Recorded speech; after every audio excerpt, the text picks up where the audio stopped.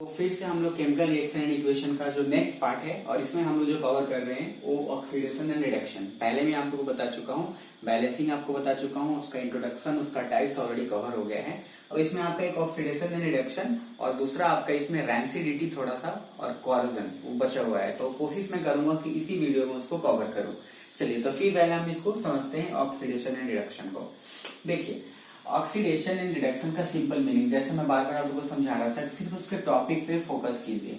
हमेशा जब आप टॉपिक पे फोकस करेंगे आपको सारी चीजें इजीली याद हो जाएंगी। तो यहाँ पे क्या है ऑक्सीडेशन, यहाँ याद रखिए ऑक्सीडेशन में क्या है, ऑक्सीजन कहीं ना कहीं आ रहा है। ऑक्सीडेशन मतलब ऑक्सीजन का कहीं ना कहीं रोल आ रहा है। तो सिंपल याद रखने के लिए क्या करेंगे, जब भी ऑक्सीडेशन की बात हो इसका मतलब उसमें ऑक्सीजन का एडिशन हो रहा है या ऑक्सीजन जिसमें इंक्रीज कर रहा हो, तो उसी को बोलते हैं ऑक्सीडेशन। एक नॉर्मल लैंग्वेज बस याद रखिए समझने के लिए।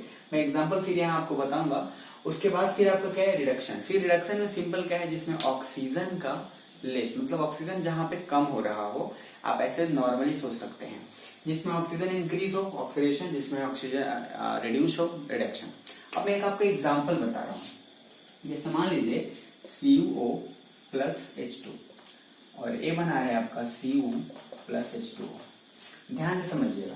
अब इसी चीज को जैसे हम लोग कह सकते हैं, इसको बहुत लोग टाइप्स में भी पढ़ाते हैं, तो कोई प्रॉब्लम नहीं है, आप टाइप्स में भी समझ सकते हैं, उससे कोई इशू नहीं है। लेकिन मैंने सेपरेटली इसलिए बनाया क्योंकि मुझे एग्जाम्पल के साथ इसको थोड़ा समझाना था, तो इसलिए आपको लिए वो ज्यादा बेनिफिशियल और इजी भी रहेगा। तो ऑक्सीडेशन एंड रिडक्शन को जब हम साथ मिला देते हैं तो उस रिएक्शन को हम बोलते हैं रेडॉक्स रिएक्शन। अब कैसे, इस एग्जाम्पल से पता चलेगा। मैंने अभी क्या बोला, ऑक्सीडेशन में जिसमें ऑक्सीडेशन वो है जिसमें क्या हो, ऑक्सीजन क्या हो, इंक्रीज करे। सिंपल ऑक्सीजन क्या करे, इंक्रीज। अब यहाँ पे ध्यान से एग्जाम्पल में समझिएगा। यहाँ पे देखिए क्या है, CuO है प्लस H2 है, यहाँ Cu प्लस H2O। पहले इसको समझिएगा, Cu के साथ क्या है O, यहाँ पे Cu के साथ O नहीं है, तो इसका जो ऑक्सीजन था वो क्या हो गया, रिड्यूस हो गया। मतलब ऑक्सीजन क्या हो गया, कम हो गया। तो इस केस में हम क्या कहेंगे कि जब भी इसको हम इससे अगर मिलाते हैं तो चूंकि ऑक्सीजन की क्या हुई है, कमी, यानी कि रिडक्शन, तो इसलिए ये क्या है, रिडक्शन रिएक्शन।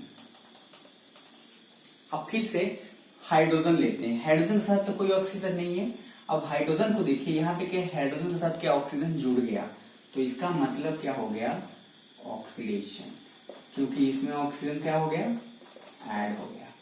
तो इसलिए सिंपल आपको क्या समझना है, जिसमें ऑक्सीजन इंक्रीज करे वो ऑक्सीडेशन है और इसमें ऑक्सीजन डिक्रीज करे वो क्या है, रिडक्शन। एग्जाम्पल आप जरूर ध्यान रखेंगे क्योंकि आपको कभी कभी एग्जाम्पल देके पूछा जाएगा कि इसमें किसका ऑक्सीडेशन हुआ है और किसका रिडक्शन हुआ है, तो आपको एक एग्जाम्पल से ज्यादा इजीली समझ में आएगा। अब मैं बात कर रहा था रेडॉक्स की, तो मैंने आपको क्या बोला, जिस रिएक्शन में समझिएगा रिडक्शन RED प्लस ऑक्सीडेशन दोनों हो, उस रिएक्शन को क्या बोलेंगे, रेडॉक्स रिएक्शन। मतलब the reaction in which both oxidation and reduction takes place is called redox. और उसका एक बेस्ट एग्जांपल है क्योंकि यहाँ पे क्या हो रहा है, रिडक्शन भी हो रहा है और ऑक्सीडेशन भी हो रहा है एक ही रिएक्शन और इक्वेशन में।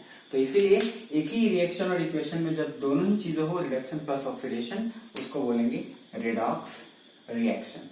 तो ये बहुत इजी है, बस आप इसको समझिए क्योंकि इस एग्जांपल इस पे आते ही आते हैं, बोर्ड में भी आपके लिए काफी यूजफुल होगा और इजी होते हैं, इसलिए इसमें गलत मत करिएगा। अब इसका जो नेक्स्ट पार्ट हमें पढ़ाना था, मैं इसको थोड़ा भी रब कर रहा हूँ, आप इसको एक बार चेकआउट करेंगे और जो इसका नेक्स्ट पार्ट है वो मैं आपको अभी बता रहा हूँ।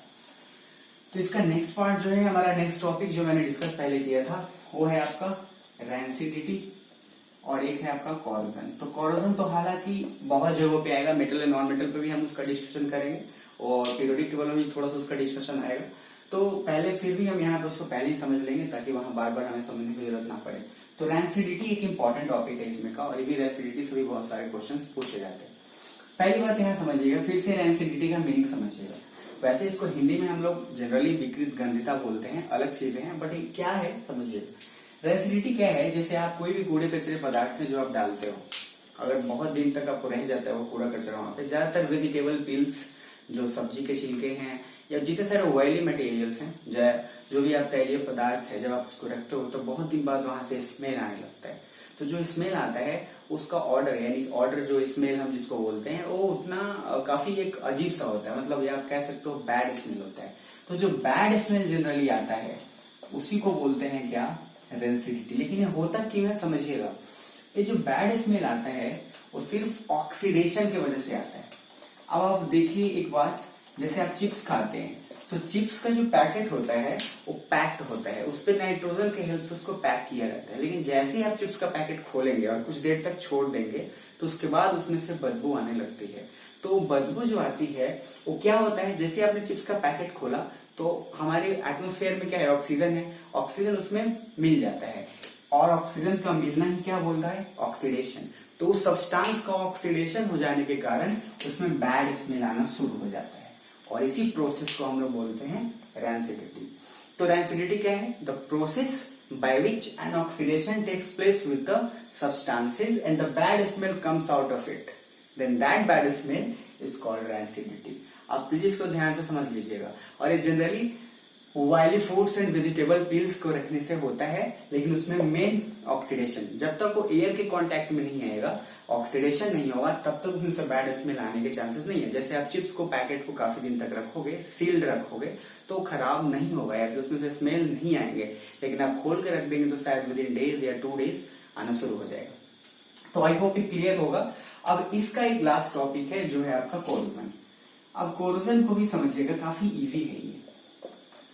तो कोरोजन जनरली क्या मीनिंग होता है, नॉर्मल समझिए, आपके पास एक आयरन रॉड है, आप लोहे पदार्थ को जब बाहर छोड़ देते हैं तो उसमें कांटेक्ट आने लगा। कांटेक्ट क्या होते हैं, एयर, वाटर, डस्ट पार्टिकल्स बहुत सारे उसमें मिलते हैं। उसके बाद उस आयरन रॉड का क्या होता है, उसका कलर चेंज हो जाता है, मतलब वो ब्राउनिश कलर वहां पर हो जाता है।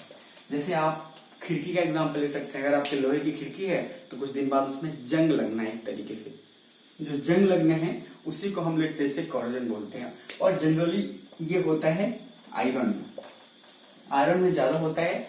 अब आप समझिएगा ध्यान से, the process by which iron gets corroded when it comes in contact with the dust, air and water, that is called corrosion. आप सिंपल याद रखिएगा, अगर एयर वाटर के कांटेक्ट में नहीं आए तो आयरन भी कभी कोरोड नहीं होगा। आपसे क्वेश्चन ये पूछा जाता है कि हाउ कैन वी प्रिवेंट, मतलब हम लोग उसको प्रिवेंट कैसे कर सकते हैं, मतलब हम ऐसा क्या करें जिससे कि लोहे में जंग ना लगे। तो सिंपल सा मीनिंग है, लोहे में जंग नहीं लगने के लिए 2-3 स्टेप है। पहले तो आप क्या करें, पेंट करें। उसके बाद दूसरी चीज आप कोशिश से करें, और पेंट के अलावा आप केरोसिन ऑयल का भी यूज कर सकते हैं उस पे। थर्ड, आप कोशिश से करें कि उसको एयर और वाटर के कांटेक्ट से बचा के रखें। एयर वाटर कांटेक्ट को अगर नहीं आने देंगे तब भी नहीं होगा। तो ये बेसिक कुछ 3 मेथड्स हैं जिसके थ्रू हम लोग कोरोजन को प्रिवेंट कर सकते हैं, और ये काफी इजी भी है। तो आई होप कि आपको ये चीजें क्लियर हो गई होंगी। तो केमिकल रिएक्शन एंड इक्वेशन का एक समरी वीडियो भी मैं तैयार करूंगा, लेकिन तब तक आप इन दोनों को देखकर आप इसमें एक डेफिनेशन खुद से तैयार करेंगे, बट आपका कॉन्सेप्ट जो है बिल्कुल क्लियर है, आपको कभी प्रॉब्लम नहीं होगा। डेफिनेशन आप तैयार करेंगे, फिर हम लोग नेक्स्ट वीडियो में